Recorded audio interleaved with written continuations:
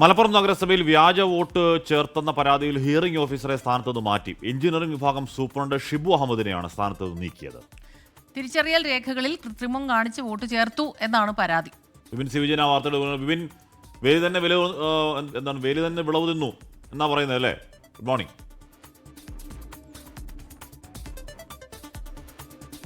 Good morning Ashmi Smitha. ഈ പറഞ്ഞതുപോലെ ഇതിൽ ഒരു പ്രാഥമികമായി തന്നെ കൃത്രിമം നടന്നിരിക്കുന്നു എന്നുള്ളത് ബോധ്യപ്പെട്ടതിന്റെ അടിസ്ഥാനത്തിൽ കൂടിയാണ് ഈ ഹിയറിംഗ് ഓഫീസർ സ്ഥാനത്ത് നിന്ന് മാറ്റിയിരിക്കുന്നത്. നഗരസഭാ സൂപ്രണ്ടായിട്ടുള്ള ഷിബു അഹമ്മദിനെയാണ് മാറ്റിയിരിക്കുന്നത്. മുനിസിപ്പൽ സെക്രട്ടറിയുടേതാണ് ഈ നടപടി.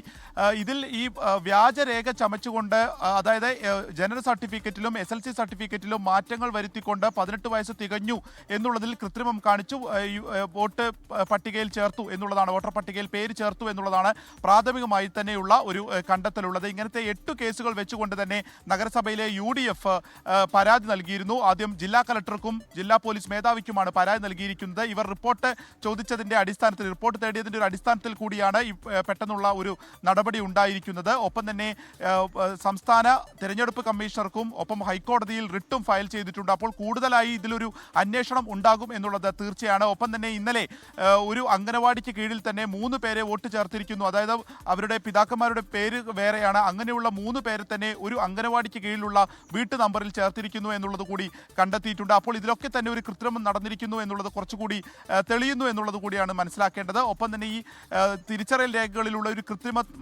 മനസ്സിലാക്കുന്നതിന് വേണ്ടി തന്നെ ഒരു ഹിയറിംഗ് വെച്ചിരുന്നു. അതായത് ഈ 18 വയസ്സ് തികഞ്ഞു എന്ന് പറയപ്പെടുന്ന വിദ്യാർത്ഥികളുടെ ഒരു ഹിയറിംഗ് വെച്ചിരുന്നു. അതിലും ആരും തന്നെ പങ്കെടുത്തിട്ടില്ല, ആരും തന്നെ നഗരസഭയിലേക്ക് അങ്ങനെ എത്തിച്ചേർന്നിട്ടില്ല.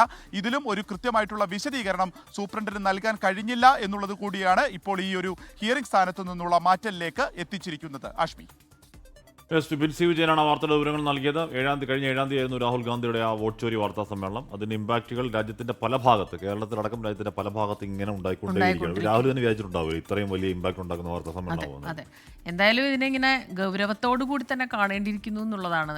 ഹാഷ്മി പറഞ്ഞതുപോലെ വേലി തന്നെ വിളവ് തിന്നുന്നു എന്നുള്ളത് വലിയ കഷ്ടമാണ്.